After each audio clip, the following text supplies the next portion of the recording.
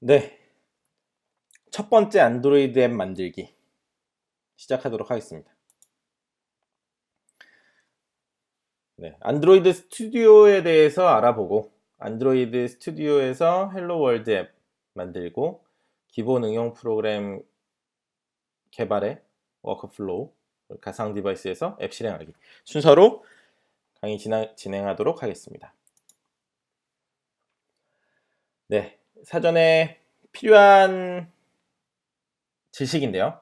코틀린 프로그래밍 기초에 대한 지식이 필요합니다. 이 코틀린 프로그래밍 기초는 제가 별도로 진행을 한 온라인 코스가 있으니까요. 참고해 주시고 객체 지향 프로그래밍, XML, 그리고 IDE라는 것, 통합 개발 툴에 대한 이해가 필요합니다. 네, 객체 지향 프로그래밍은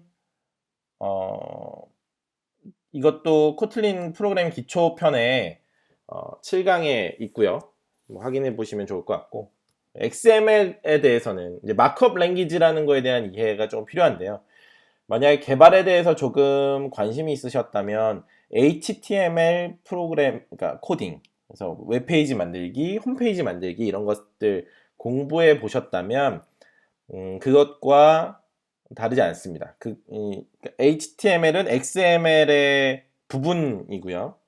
XML은 그런 마크업 랭귀지라고 하는 것들을 통칭하는 용어고 화면을 구성하거나 정적 요소라고 하는데 변하지 않는 값, 그러니까 화면을 그리기 위한 설계도 같은 것은 바뀌지 않잖아요. 그런 것들을 정의하기 위해서 컴퓨터에 또 사람이 그것을 읽고서 구조에 대해서 이해하기 위해서 만든 언어고요. 마크업 랭귀지고요. 이 XML이라는 걸 통해서 안드로이드의 화면을 구성하게 됩니다. 화면의 설계도를 그리게 됩니다. 그래서 XML에 대한 기본적인 설명은 있을 거니까 기본적인 개념에 대한 이해는 인터넷을 통해서 확인하시길 바라고요. 그리고 IDE, 이 통합 개발 툴이라고 하는데 안드로이드 스튜디오는 젯브레인이라는 회사에서 만들었습니다.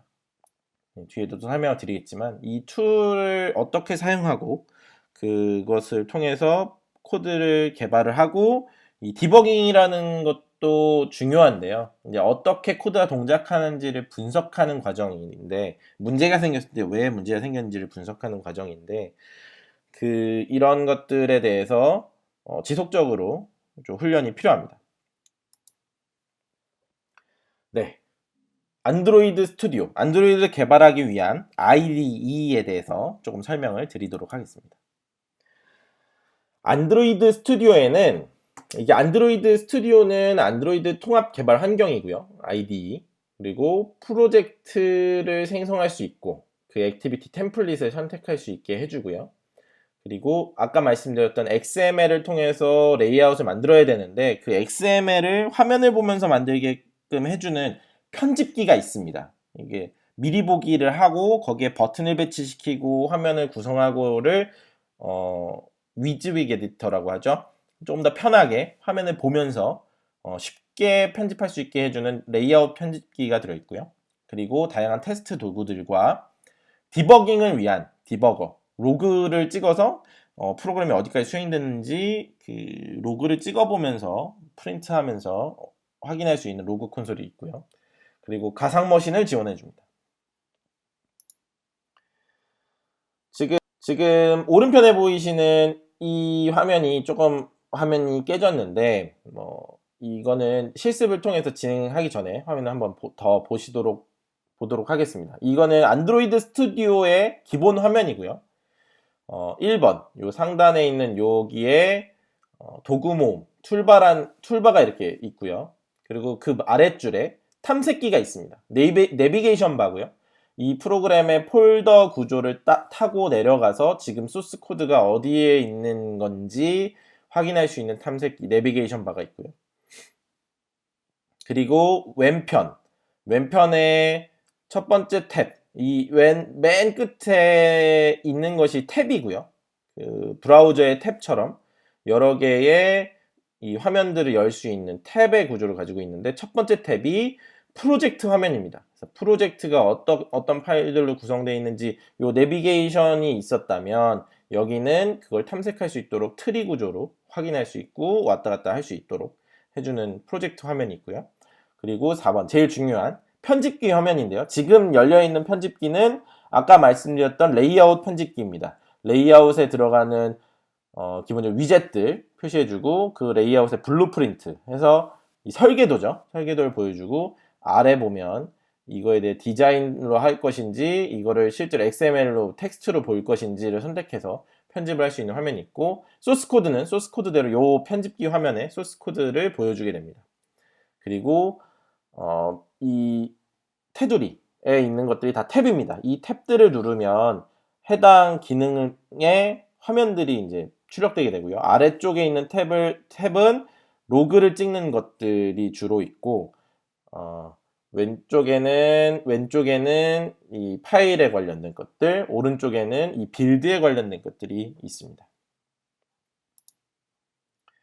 안드로이드 스튜디오는 맥 버전도 있고 윈도우 버전도 있고 리눅스 버전도 있습니다. 지금 저는 강의를 맥 버전으로 진행하게 될 거고요. 다운로드는 보시는 거와 같은 링크에서 다운로드 하실 수 있습니다. 또는 구글이나 네이버에서 안드로이드 스튜디오 다운로드 치시면 이 링크를 이동하실 수 있습니다. 그래서 설치하고 다음으로 진행하도록 하겠습니다. 네, 설치하셨다고 생각하고 다음 진행하도록 하겠습니다. 이제 나의 첫 번째 안드로이드 앱 만들기고요. 이 안드로이드 스튜디오를 제대로 설치하셨다면 윈도우나 리눅스나 맥에 보시는 것 같은 아이콘이 생길 거고요. 이 아이콘을 클릭해서 실행하면 보시는 것과 같은 화면이 뜹니다. 이게 제일 처음에 뜨는 안드로이드 웰컴 화면이고요. 안드로이드 스튜디오의 웰컴 화면입니다. 그래서 첫 번째는 새 프로젝트를 생성하는 거고요. 두 번째는 기존에 생성된 안드로이드 스튜디오 프로젝트를 여는 거고, 세 번째는 이거는 이제 버전 관리 툴에서 다운로드 받는 건데, 버전 관리에 대해서는 이 과정 외적인 부분으로 개발자가 되려면 반드시 알아야 되는 개념인데, 이 강의에서는 따로 진행하지는 않습니다.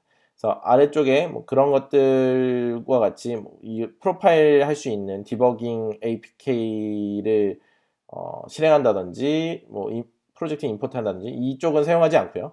위에 두 가지 중에서 일단 시작하는 것을 할 거기 때문에 스타트 뉴 안드로이드 스튜디오 프로젝트를 통해서 새 프로젝트를 만듭니다. 또는 프로젝트가 만약에 열려 있다, 어떤 프로젝트 열었다 했을 때 웰컴 화면이 없잖아요. 그럴 때는 이 안드로이드 스튜디오의 파일 탭의 뉴에 뉴 프로젝트를 하시면 동일한 과정을 하실 수 있습니다. 그래서 안드로이드 새 프로젝트를 생성하면 지금 보시는 것 같은 두 가지 화면이 뜨게 되는데요. 첫 번째로 이름을 지정할 수 있게 해줍니다. 그래서 앞 강의에서도 설명을 드렸는데 어플리케이션 이름을 정하고요.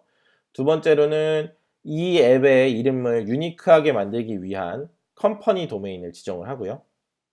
그 다음 경로를 지정해서 제가 이 소스 코드를 어디에서 관리할지 폴더를 지정하게 됩니다. 그리고 말씀드렸던 include C++ 서포트는 이제 이 코드가 C++ 코드를 지원하게 하는 것, NDK라고 하는 안드로이드의 C 코드가 동작하게 하는 기능을 탑재하는 거고요. 두 번째는 코틀린 기능을 탑재를 시키는 겁니다. 그래서 저희는 이 include 코틀린 서포트를 체크한 후 넥스트로 진행을 하게 됩니다. 그래서 넥스트로 넘어가면 안드로이드 타겟 디바이스를 지정할 수 있게 해주는데요. 만약에 안드로이드 와치나 그런 액세서리용 앱을 개발하겠다 하면은 웨어 OS라고 해서 웨어 OS를 체크하시면 되고요. 그리고 안드로이드 TV에 프로그램을 만들겠다 하면 안드로이드 TV를 체크하시면 되고, 자동차 그리고 안드로이드 띵스라고 하는 것들이 있는데 저희 강의는 이 폰과 태블릿 관련된 강의이기 때문에 이쪽만 진행하도록 하겠습니다. 여기에 안드로이드 인스턴트 앱 서포트라고 되어 있는데 이거는 조금 별개예요. 이거는 안드로이드 앱을 그냥 링크를 통해서 웹페이지를 접근하듯이 인스턴트 앱이라는 걸 만들어줄 수 있게 해주는데 잘 사용되지는 않습니다. 기능적인 제한이 있고 데이터를 사용할 수 없습니다. 그러다 보니까 홍보용 앱 정도, 랜딩 페이지, 이벤트를 알려주는 페이지 정도만 만들 수 있는 건데 저희 강의에선 다루지 않습니다. 그래서 지금 보시는 것처럼 버전을 선택했을 때 해당 버전이 지금 어느 정도를 실제 사용되고 있는 장비에 어느 정도인지를 대략적인 분포를 보여주는데요. 15를 선택하게 되면 100%라고 나오죠. 거의 지금 4.4 키캣 이상으로 하시면 거의 모든 디바이스를 선택할 수 있고, 근데 다만 주의하셔야 되는 건 이 API 레벨에 따라서 사용할 수 있는 기능이 있고 사용 못하는 기능이 있으니까 주의해서 사용해 주셔야 되고, 이거는 앱을 처음 개발할 시점에 선택하는 거기 때문에 인터넷 검색을 통해서 어느 정도 기능을 내가 사용할지를 파악해서 선택하시는 것이 좋습니다. 네, 다음 화면은 이 템플릿을 지정하는 건데요. 이 첫 번째 액티비티, 앱 컴포넌트의 첫 화면이라고 말씀드렸죠. 첫 화면을 무엇으로 구성할지를 선택하는 건데, 뭐 광고로 구성할 수도 있고요. 또는 이렇게 마스터와 디테일 페이지라고 하는데 뭐 이런 식으로 구성할 수도 있고, 그냥 베이직한 액티비티로 해서 플로팅 버튼이 하나 들어있는 페이지로 만들 수도 있고요. 바텀에 내비게이션 액티비티가, 그러니까 내비게이션 탭이 있는 이런 액티비티를 선택할 수도 있는데, 저희 강의는 대부분 이 empty 액티비티로 진행하도록 하겠습니다. 이거는 세문서와 같은 거예요. 빈 화면, 빈 액티비티를 만들어 주고요.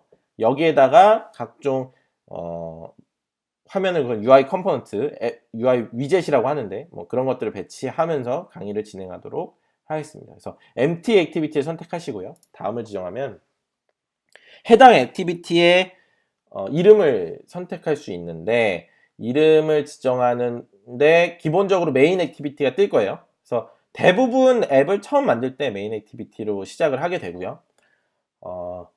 여기에 이제 뭐 기본적인 가장 첫 화면을 구성하게 됩니다. 그래서 메인 액티비티라는 이름과 액티비티 언더바 메인이라는 레이아웃 이름을 가지고 액티비티 만들겠다. 그래서 기본적으로 파일은 두 개입니다. 그래서 코틀린으로 개발하는 코틀린 파일과, 그러니까 프로그램을 작성하는 프로그램 코드와 레이아웃, 정적인 요소라고 말씀드렸죠. 리소스에 들어가는, 리소스 폴더에 들어가는 정적인 XML 파일, 이것은 액티비티 언더바 메인이라는 이름으로 그 레이아웃 파일을 생성해서 이 두 가지 파일을 만들어줍니다.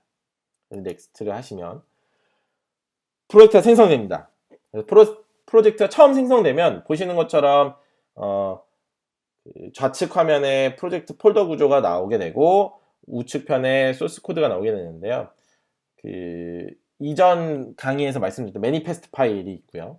그리고 소스 폴더는 자바 폴더인데 뭐 코틀린으로 변경하셔도 되고, 이거는 이제 프로젝트 설정에서 바꾸실 수 있는데 기본적으로는 뭐 자바 폴더 아래에다가 코틀린 파일도 만들 수 있기 때문에 이 상태로 강의는 진행하도록 하겠습니다. 그리고 리소스 폴더가 따로 있는데요. 리소스 폴더는 말씀드렸던 변하지 않는 값, 그리고 미디어 파일, 이미지나 동영상, 뭐 오디오 파일 같은 것들이 들어가고요. 레이아웃을 지정하는 XML 파일이 이 리소스 폴더에 들어가게 됩니다. 그리고 빌드 스크립트가 별도로 보이게 되는데, 이거는 파일 탐색기에서 폴더를 열어보면 이렇게 딱 따로 분류되어 있지는 않고 이 폴더 구조에 녹여져 있습니다. 그래서 메인 루트에는 빌드 그래들이라는 파일이 있고요. 걔는 이 전체 프로젝트의 그래들 이제 빌드 파일이고요. 그리고 어플리케이션 앱이라는 폴더 아래에 또 빌드 그래들이라고 되어 있는데, 그거는 우리가 작성하는, 우리가 처음 만든 이 액티비티와 이것들을 만들어주는 기본적인 앱이라는 그 컴포넌트 집합체에 또 그래들 파일이 생성되게 됩니다. 그래서 한 프로젝트에는 여러 개의 앱이 존재할 수 있는 겁니다. 그래서 프로젝트 메인 폴더에 있는 이 프로젝트 빌드 파일에 내가 몇 개의 앱 컴포넌트를 만들지를 지정하게 되고, 각 그 어플리케이션 폴더 아래에, 앱이란 폴더 아래에 빌드 그래드를 통해서 해당 앱이 어떤 빌드를 위해서 어떤 프로그램이 필요한지를 만들게 되는데, 이 빌드에 대해서는 또 별도로 강의가 필요할 만큼 뭐 많은 것들이 들어있어요. 근데 저희가 시작한 시점에는 그냥 간단히 이 정도만 설명드리고 진행하도록 하겠습니다. 네, 그래들 빌드인데요. 아까 말씀드렸던 이 안드로이드 프로젝트를 생성하고 이것을 실행하기 위해서는 빌드라는 과정이 필요한데요.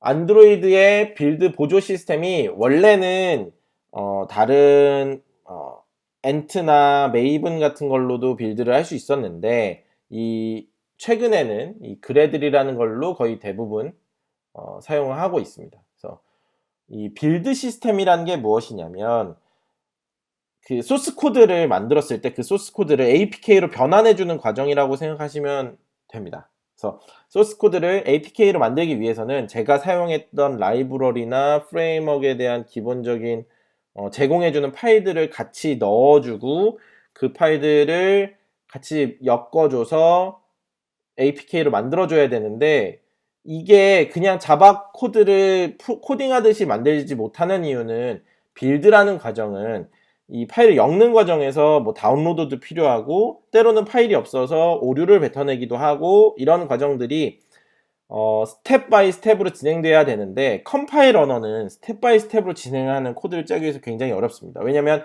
내가 해당 스텝이 10단계인데 10단계에서 어느 시점에 오류가 날지 모르기 때문에 이거를 다 자바 코드나 코틀린 코드로 만들게 되면 그것들을 다 if문이나 else문이나 try catch문 같은 걸로 다 묶어줘야 되는데 굉장히 비효율이 발생하고요. 이런 부분에서는 빌드를 하기 위해서는 스크립트가 더 유리하고 그래서 모든 프로그래밍 언어의 빌드 과정에는 스크립트 언어가 있습니다. 그래서 C로 짤 때는 뭐 make라든지 자바에는 이렇게 그래들, 뭐 메이븐, 엔트 여러 가지 그 외에도 여러 가지 빌드 스크립트들이 있는데 안드로이드에서는 이 그래들이라는 빌드를 사용하게 되는 거고요.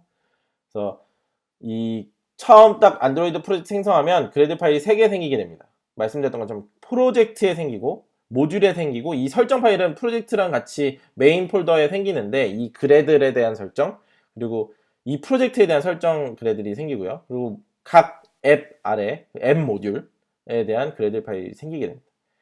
그래서 여기 보시는 링크를 통해서 gradle.org에 가시면 그래들에 대한 설명이 나와 있으니까 좀 참고하시면 좋을 것 같습니다. 그래서 앱을 처음 생성하시면 아까 빈 액티비티를 만들었으니까 저희 이 앱이 바로 동작할 수 있습니다. 그래서 이 앱을 실행해 볼 건데요. 앱을 실행하기 위해서는 보시는 것 같이 런 시키는 이 실행 버튼이 파란색, 초록색 이 화살표가 활성화되어 있어야 됩니다. 여기가 비어 있다면 안드로이드 SDK가 설치가 안 되었다든지 안드로이드의 이 기본적인 실행하기 위한 프로그램이 다 설치가 되지 않은 거기 때문에 이 부분을 설치를 해줘야 되고요. 그리고 실행 머신을 선택하게 되는데 만약에 내가 USB로 디버깅이 가능한 안드로이드 기계를 연결했다면 지금 여기 보이시는 Connected Devices라는 요 부분에 그 해당 기계 장비가 디바이스가 보이게 되고요. 그리고 여기가 아마 비어 있을 겁니다. 처음 실행할 땐 비어 있을 텐데 이 실행 머신 가상 머신을 실행하기 위해서 여기 선택해서 OK 누르면 실행하게 되는 거고요. 이렇게 실행할 수 있는데 그러면 가상 디바이스가 처음에는 비어 있을 겁니다. 그래서 비어 있는 가상 머신을 만드는 과정에 대해서 설명을 드리겠습니다. 여기가 비어 있을 거고요. 아래 보이시면 Create New Virtual Device를 선택해서 만드시는 게 가장 쉽습니다. 근데 만약에 지금 이 화면을 못 띄우셨다면 그 상단에 안드로이드 스튜디오 상단에 툴즈 아래 안드로이드 아래 AVD 매니저를 실행하시면 보시는 화면이 이 화면이 뜨게 되고요. 여기서 가상 하드웨어를 선택하게 됩니다. 그래서 대표가 되는 레퍼런스라고 하죠. 레퍼런스 폰의 대표가 되는 그 모델명들이 있고요. 그 모델명들의 플레이스토어 지원 여부가 있는데 이 플레이스토어가 지원되는 가상 머신은 조금 실행하는데 오래 걸리고 뭐 그런 문제도 있을 수 있으니까요. 요거는 본인의 프로그램이 어디까지 이제 가상 머신을 테스트할지에 따라서 플레이스토어 지원되지 않는 가상 머신을 선택하실 수도 있고 플레이스토어 지원되는 가상 머신을 선택하실 수도 있습니다. 그래서 지금 보시는 건 넥서스 5X를 선택한 화면이고요. 그래서 넥스트 이제를 누르시면 상세 옵션을 선택하게 되고요. 만약에 상세 설정을 하지 않으셨다면 바로 이렇게 보시는 것 같은 가상 디바이스를 실행할 수 있는 화면이 네, 여기서 넥스트를 누르시고 특별히 설정하지 않으면 피니시를 하게 되고요. 그러면 해당 디바이스가 지금 보시는 이 화면에 뜨게 되고 이 화면에서 넥서스 5X API 레벨은 28인 이 디바이스를 실행할 수 있습니다. OK를 누르면 실행이 되게 되는 거고요. 그래서 실행하면 보시는 것과 같은 안드로이드 에뮬레이터 화면이 바탕화면에 뜨게 됩니다. 그래서 제가 만든 프로그램이 여기서 동작하는 것을 확인하게 되는 거고요. 또는 이제 실제 디바이스에서 테스트하고 싶으신 분은 보시는 것과 같은 과정을 하시면 됩니다. 개발자 모드를 일단은 개발자 모드를 활성화 시켜야 되는데요. 기계에서 개발자 모드를 활성화시키는 방법은 다음과 같습니다. 설정을 들어가세요. 휴대전화 정보라는 메뉴를 선택하고 그 메뉴 안에 소프트웨어 정보라는 메뉴를 선택하면 여러 가지 이제 이 안드로이드 단말기의 정보들이 나오는데 그 중에 빌드 번호라는 메뉴가 있습니다. 빌드 번호라는 메뉴를 7번을 탭합니다. 그냥 그 메뉴를 7번 탭하면 화면에 토스트 메시지로 개발자 모드 활성화라는 메시지가 뜨게 되고요. 그 메시지가 떴을 때 케이블로 연결하면 디버깅을 할 수 있습니다. 윈도우에서는 하드웨어 장치 사용을 추가해 줘야 되고요. 이건 인터넷을 좀 찾아보시면 확인하실 수 있을 겁니다. 저희는 기본적으로 실습 과정에서는 가상 머신을 사용할 거고요. 그래서 윈도우에서는 OEM USB 드라이버도 설치해야 되니까요. 이것도 주의해 주시고요. 뭐 삼성 같은 경우 삼성 USB 드라이버를 설치하시고 기본적으로 꽂았을 때 설치되는 경우도 있으니까요. 이거는 폰마다 다른 거기 때문에 본인의 폰이 어디에 맞는지 확인하시고 인터넷 통해서 실제 디바이스에서 실행하는 법은 찾아서 진행하시면 좋을 것 같습니다. 주의할 사항은 실제 디바이스는 API 레벨이 변경이 불가능합니다. 실제 이 디바이스가 가지고 있는 안드로이드 버전에서 동작하니까 내가 만든 코드가 만약에 미니멈 SDK가 해당 기계에서 동작하지 않는다면 실행하기를 눌렀을 때 이 화면에 실행하기를 눌렀을 때 이 커넥트 디바이스에 뜨지 않게 됩니다. 해당 버전을 지원하지 않기 때문에 그거 주의해 주시고요. 다음으로 진행하도록 하겠습니다. 그래서 실행해서 피드백을 받는 방법은 두 가지가 있는데요. 응용 프로그램 실행창, 안드로이드 스튜디오에서 앱을 실행하게 되면 좌측 하단에 런이라는 메뉴가 생기게 되는데 거기에 그 런 메뉴에서 확인하실 수도 있고요. 로그캣이라는 메뉴가 또 있습니다. 하단에. 그 로그캣에서 확인하실 수 있습니다. 그래서 로그캣에서 그 실행 피드백을 받으려면 로그라는 로거를 통해서 출력을 해야 되는데 프린트문과 비슷합니다. 그냥 언어를 공부하실 때 프린트 F라는 거, 뭐 프린트 LN 해서 프린트 라인이라는 거 많이 보셨을 텐데 그것처럼 찍어주는 그 과정을 로그캣이라는 기능을 통해서 찍어주게 되는데 이 로그캣 화면에 표시되게 하기 위해서는 로그 출력 함수를 작성해야 되고요. 이 로그캣 화면에서 필터를 설정해서 보고 싶은 로그만 정리하실 수도 있고 태그를 통해서 검색도 가능하고요. 로그캣 화면은 안드로이드 스튜디오 좌측 하단에 있습니다. 실습을 하면서 이거는 보여드리도록 하겠습니다. 그리고 로그 출력 함수는 다음과 같이 만들어질 수 있습니다. 그래서 코틀린 문법이고요. 로거라는 객체를 만들어서 거기서 로그를 가져오는데 그 로거를 가져오는데 그 로거의 태깅 이름을 제가 작성한 액티비티의 이름으로 지정하기 위한 지금 명령어입니다. 그래서 여기는 문자열이 들어가고요. 제가 따옴표를 해서 특정 키워드로 로거의 이름을 지정할 수도 있고요. 근데 보통은 이 여러 액티비티가 있기 때문에 액티비티를 구분하기 위한 액티비티 이름으로 보통은 로그를 지정하게 됩니다. 그래서 이 로그를 지정한 후에 이 변수를 사용해서 로그를 찍을 때 logger.info 해서 onPurge 하면 그 로그캣에 인포메이션으로 이 purge라는 이 문자열이 출력되는 로그 함수를 만드는 겁니다. 네, 이상으로 첫 번째 안드로이드 앱 만들기 진행해 봤고요. 다음은 실습 진행하도록 하겠습니다.